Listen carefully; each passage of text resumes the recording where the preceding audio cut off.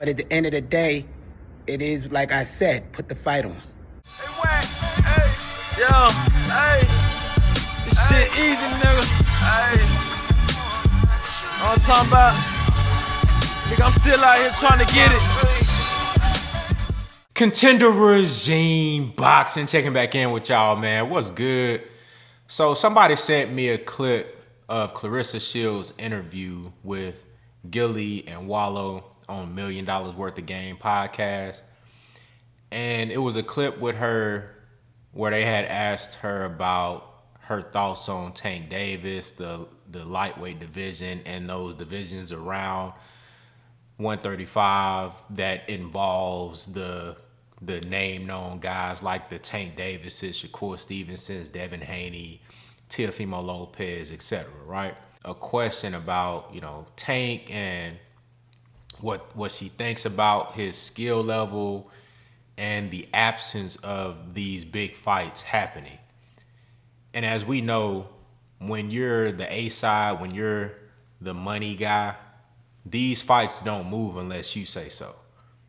If Tank Davis wanted to fight Devin, Shakur, T.O., any of these guys, all it'll take is a serious conversation from Tank and his team to whoever the lucky guy would be at that time to share the ring with Tank. That's the way people want us to look at that type of fight. That's the way Tank fans want us to look at it. You're supposed to be, I'm just so happy he even said my name. You know what I'm saying? Oh, he made a call. He sent me an email. That's the way they want us to view this shit. Like it's the lottery or some level of royalty if this guy breathes and says your name and mentions that he wants to fight you. But in all actuality, honestly it's kind of like that, because these fights don't get made unless the A side says they want to fight. So never would it be a situation where Devin would send an offer to Tank, or Shakur send an offer to Tank, or T.O. send an offer to Tank. If Tank don't want to fight, it's not going to happen. So I just wanted to preface the conversation with that. And so they asked her that question, and she kept it 100, man. She said, Tank, the same shit I've been saying this whole time. And y'all know I've been a huge fan and advocate of Gervonta Tank Davis throughout the inception of his career up until now. But I have more recently been a bit less patient and a little bit more critical of how the brother is moving. And so she shared the same sentiment. She said Tank Davis, just like you see in the title, he got skills out this world, but she feel like he's scared. You know what I'm saying? She used the term scary, but, in the Black American community, we know what that means. When you say scary, you don't actually mean a guy, oh, he's like Freddy Krueger or Jason or some shit like that. You say scary like he's afraid. And that's what she meant. So, and she said, Tank got all the skills in the world, but he's scared to fight these guys. And she even took it a step further when they asked her who out of those guys who she actually think could beat Tank, and she kept it real. Even the guys that she named, just like I've been doing. I name these guys that I want to see Tank fight, that all of us want to see Tank fight. I mean, any real boxing fan. You might have some hardcore Tank stands where they don't want to see Tank fight these guys because in the back of their mind there's some level of a threat that they could beat their guy, this dude that they got on a pedestal that they herald so high. But as a real boxing fan, you want to see these fights. And they was like, well, who you think could actually beat Tank? She said Shakur, the only one she really believed that can beat Tank. So think about that. It's not that she don't actually believe Tank can compete with these guys. She just wants to see the fights. So even the dudes that she feels that Tank has the upper hand on from a skills perspective and in the ring and on film, she still want to see him fight those guys. Right? That's what real boxing fans want to see. I might say, look, for a long time, I thought Earl Spence was going to whoop on Terrence Crawford. Look what happened. So we can all think that this fight, a lot of people thought Canelo was going to whoop Terrence Crawford. You know what I'm saying? A lot of people thought Lomachenko was going to beat Devin Haney. A lot of people thought that Alexander Usyk wasn't going to be the same. He wasn't going to have the same level of dominance at heavyweight that he had at cruiserweight. We think all this shit all the time. You know what I'm saying? But you got to see these fights. You feel what I'm saying? You got to see the fights. So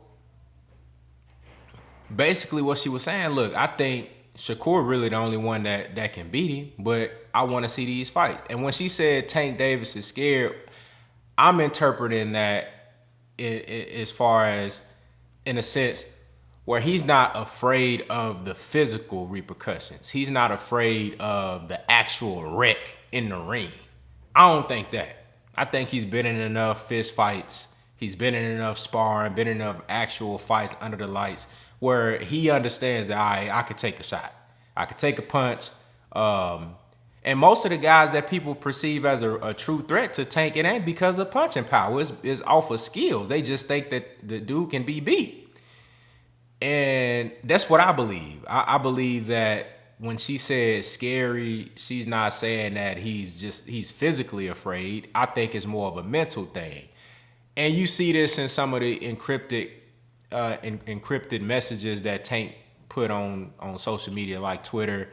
Like when he just recently said that, man, boxing is dead. I'm retiring.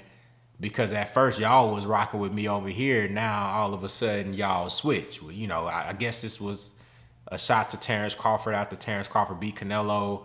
Now he at the top of the game. Now y'all jumping from over here to over there. Or it could have been a shot at somebody else. See, Tank, I think Tank worries more about the perception of him. I think Tank is more infatuated with the idea and the perception of being this monster and this killer that's unbeatable, that knocks everybody out in one round and can't nobody fuck with me. Right? And the thought of anybody putting another fighter over him or dare I say, holding him accountable and saying, you should be fighting these guys. Just the thought of somebody expecting greatness out of him is a threat to his ego. And that's what I think it is. I think it's more of if he do fight a Shakur Stevenson and he get outboxed, he get outclassed, then my whole legacy is a lie. I think that's what Tank feel like. I don't think, because it's some guys that don't handle losses well. Now, he could very well go out there and whoop Shakur Stevenson, knock him out in the first round. But the threat of Shakur Stevenson winning, or Devin, or Tio, or any of these guys we want to see him fight, and I think that's the same shit that was going on with Lomachenko. I think that's what Tank and his team is afraid of. They don't want to lose that mystique. But this ain't the first time we seen that before. We seen guys who have this mystique about them, and it's like they unbeatable, they untouchable, and they try to milk that shit as long as they can because they want to continue to get the paydays. If Tank go out there and get outclassed, people still gonna pay to see him, but it ain't gonna be the same as before with that zero. You know what I'm saying? Because people know he can be beat now.